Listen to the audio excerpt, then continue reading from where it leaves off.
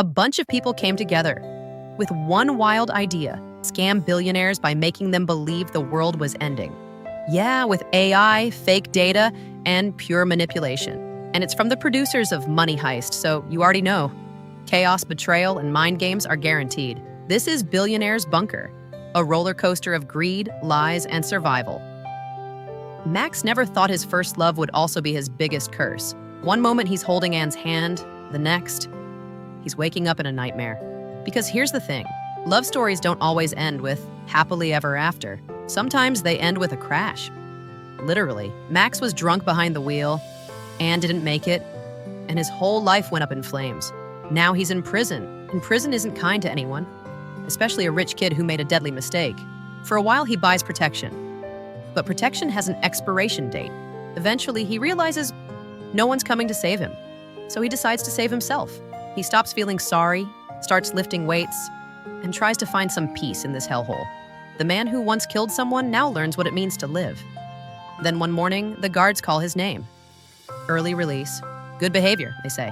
Yeah, because that's how life works. You kill your girlfriend and walk out early. Outside, his dad Rafa is waiting. The look Max gives him could melt steel. There's so much anger, but no time for it, because guess what? The world's ending. Yep. While Max was locked away, the planet went insane. Every country's threatening war, and Rafa has one goal: keep his family alive. He's bought them all a golden ticket, a spot in an underground luxury bunker. Only the rich get to survive the apocalypse, and Rafa's one of them. But when Max hears that Anne's family will be there too, he suddenly doesn't hate the idea so much. On their way, the world outside looks like chaos. People running, packing, crying. The sky feels heavier than usual, like even the air knows something bad is coming. Rafa brags about the millions he's sunk into this bunker project run by a woman named Minerva. Her company promises a new dawn for humanity. Spoiler alert. She forgot to mention, it's all built on lies. They arrive at Chimera, a top-secret underwater fortress built beneath a lake. Think five-star hotel meets end-of-the-world panic room. At check-in, they hand over their phones and get these high-tech turquoise suits that track everything: radiation levels, air quality, even heartbeats. The doors work with biometric scans, and privacy? Yeah, forget about it. Inside, Max's family greets him with forced smiles. His grandma complains about having to serve herself at the buffet. She's ready to riot because apparently the apocalypse doesn't excuse bad service. Meanwhile, Anne's dad, Guillermo, greets Max with fake forgiveness. But his daughter, Asia, she's not letting go that easily. Then Minerva walks in, the woman behind the bunker. Calm, sharp, almost robotic. She tells everyone that things have escalated. Bombs are falling, cities are burning. But don't panic, she's in control. Her plan? Keep everyone positive by making them do chores. The tension simmers. Guillermo's new wife, Mimi, realizes he still worships his dead ex. Their dinner turns into a therapy session nobody asked for. Guillermo basically tells her she was a rebound. Ouch. Meanwhile, Max runs into Asia at the gym and gives her Anne's phone. You need to let go, he says. Asia glares. She's not ready. Then the lights flicker. A deep rumble shakes the ground. The bunker starts to tremble. People scream. A rock blasts through the bar wall. It's chaos. Everyone rushes to the dome as alarms blare. Max, Asia, Guillermo, they barely make it up the elevator alive. And just when they think it's over, Minerva announces the worst. A nuclear bomb just went off. Outside, every TV screen shows fiery clouds swallowing cities. The bunker shakes again. This time, everyone truly believes it's the end. In the darkness, Rafa finally confesses the truth. He told Max to run that night. He made his son leave Anne's dead body. And then, he testified against him in court. All to teach him a lesson. Yeah, great parenting. Max's mom loses it. She tells Rafa he was never the problem. She was. She married him just to escape her cold, loveless mother. The whole family implodes right there while Minerva watches from her cameras like it's a reality show. To calm the chaos, Minerva sends 2 staff outside in hazmat suits to check the world. Everyone watches the live feed as they step into orange smoke and death. One of them, Luca, gets his glove caught and is exposed to radiation. They rush back inside, everyone horrified, until Minerva cuts the feed. Then she walks away smiling. Because guess what? It was all fake. The bombings, the tremors, even the news. Every single thing was part of a simulation. Episode 2 opens with the truth. Minerva and her brother Zero planned everything. They hired actors, faked news reports, even simulated the elevator malfunction. Their goal, not survival, but the biggest heist in history. Back in the bunker, Max tries to stay strong for his mom while Mimi tends to Guillermo's concussion. Asia, meanwhile, finds a woman trying to hang herself in the bathroom. She saves her and gets yelled at for it. The doctor, Julia, begs Minerva to let people rest, but Minerva doesn't care. They signed up for this, as she says. Yeah, except they didn't know this meant psychological warfare. Elsewhere, Rafa and Frida's marriage finally explodes. She wants a divorce. He still thinks he can fix it. Spoiler, he can't. Rafa spirals, storms into the dining room, grabs food like a man possessed. When the guards try to stop him, Max steps in. Fists fly, tasers crackle, and Max wins, barely. Minerva, watching, smirks. She tells her team, let them go. Oh, she's loving this chaos. Asia tries to move on, but ends up watching her sister's old videos again.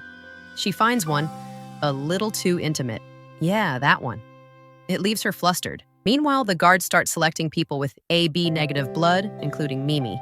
They say it's for a medical test. Big red flag. Asia secretly follows them to the infirmary with Max trailing behind. Inside, Julia stages another emergency. Luca's body's burned, they say. He's dying. It's all fake. Another act to keep the guests terrified. But it works. People panic. Julia, though, is done. She tells Minerva she wants out. Minerva pretends to care until her brother Zero snaps. One shove, and Julia's gone. Dead. Just like that. Episode 3 opens with Guillermo's backstory. Rich, arrogant, untouchable.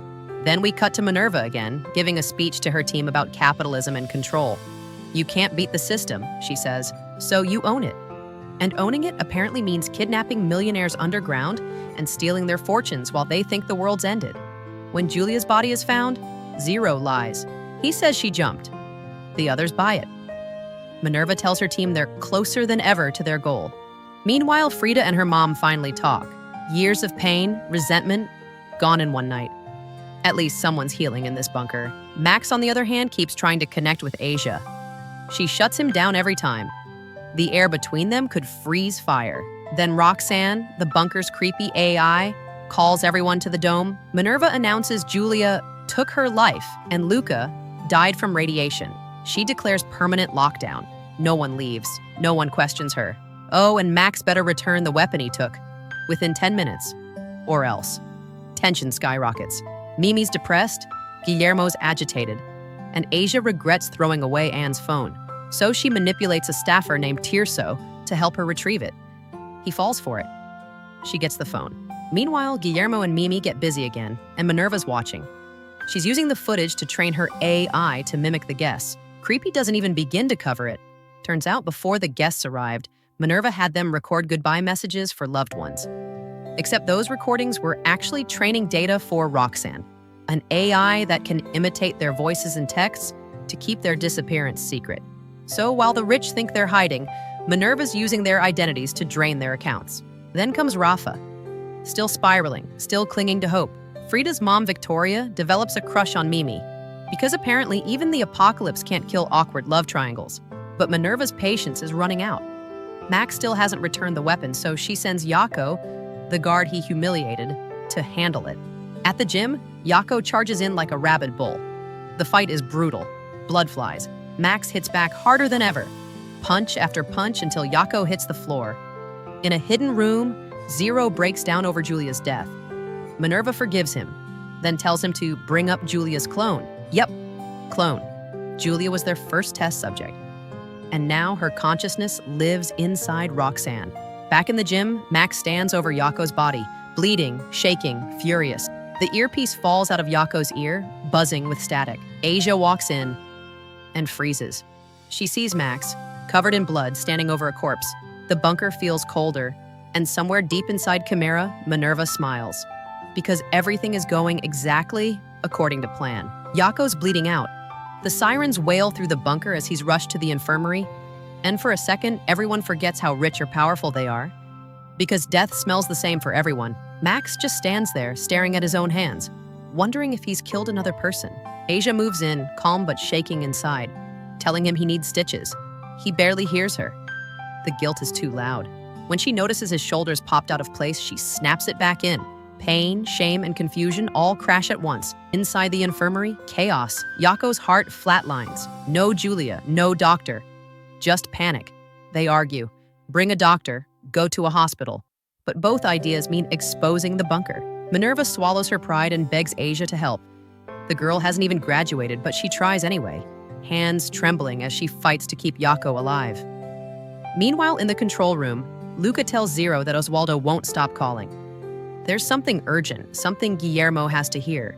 The man claims he has the best news they've waited 2 decades for. Back in the gym, Minerva corners Max. She tells him he killed Yako, then adds, "But we revived him."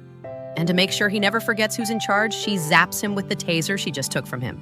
Elsewhere, the guests, Toria, Mimi, Frida, are dragged up to the highest dome of the bunker. They're told to contact the outside world. Radios, static, hope. Frida's radio picks up a voice, and for a split second, everyone gasps. But the staff just stare at her, because the radios aren't even connected. It's all part of the experiment. Rafa, on the other hand, sits in therapy talking about loneliness. Comparing his marriage to living with an AI, Guillermo listens quiet while Zero secretly pushes him to open up. They need Roxanne, the bunker's AI, to learn everything about Guillermo for what's coming next. That night, Guillermo tries to help Rafa by playing twisted therapist. He says cheating isn't shameful. It's a man's way of finding himself again. Rafa doesn't buy it. Meanwhile, Victoria seduces Mimi with gossip about Guillermo's affairs, pretending she's helping her heal. At the spa, Rafa meets Elena, the woman who once tried to end her life. Their small talk sparks something real, something human. But Guillermo's world keeps spinning when Oswaldo threatens to call the Philippine ambassador to find him. Panic spreads among the staff. Zero insists Roxanne isn't ready to clone Guillermo yet. Back in the present, Roxanne copies Guillermo's voice perfectly and calls Oswaldo. The man happily announces that after 20 years, they're finally close to buying a dream company. But the CEO, Orduna, will only talk face-to-face. Zero stalls the call with fake network issues to fish for more info. He mentions a term that freezes everyone, BJ3. Roxanne can't decode it. Call ends.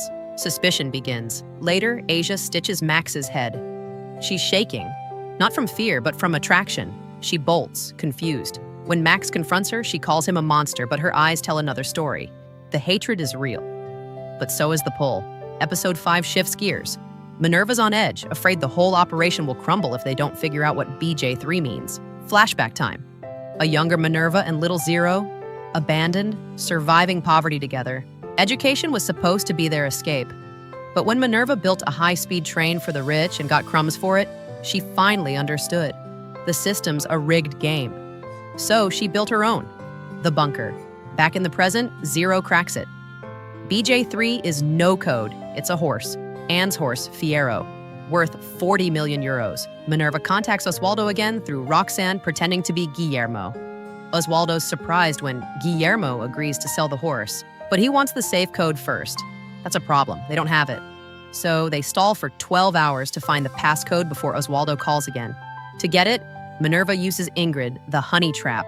While Rafa and Elena flirt over cocktails, Ingrid cozies up to Guillermo with a truth or lies game. Elsewhere, Max finds Yako's earpiece in the gym and hears his dad talking through it. When Minerva realizes, she mutes the channel and sends Cindy to retrieve it. Ingrid almost had the code, but now Mimi's on the warpath after Frida tells her Guillermo's cheating again. Mimi arrives seconds later, slaps Guillermo with a breakup. That night, chaos shifts to heartbreak. Guillermo attacks Max for giving Asia Anne's old phone. He accuses him of being manipulative. He blames Max. Max doesn't fight back. Frida smashes a vase over Guillermo's head to stop him. Moments later, she comforts him, then kisses him. 28 years of secrets pour out. She's done hiding. Episode 6 begins with the bunker divided. Some staff want out, others push forward. They've got Guillermo's code, so Phase 3 begins. Outside, Oswaldo arrives at Guillermo's mansion. He punches in the safe code, but realizes it's missing a digit. Then he laughs. Of course, it's Anne's birthday. He adds the final number, unlocking BJ3's documents. The con works. Inside the bunker, Minerva celebrates. Their fake company in Bangkok is ready. Years of planning, fake startups, hidden accounts, digital ghosts, all about to pay off. They'll trick Oswaldo into buying the company for millions, split the cash, and vanish clean. Frida tries to convince Guillermo to go public with their relationship. He refuses. Same old coward. She kisses him goodbye. Meanwhile, Mimi collapses. Asia diagnoses liver failure, hepatic encephalopathy. They need a dialysis machine, but the bunker doesn't have one. Mimi begs Asia not to let Guillermo near her again.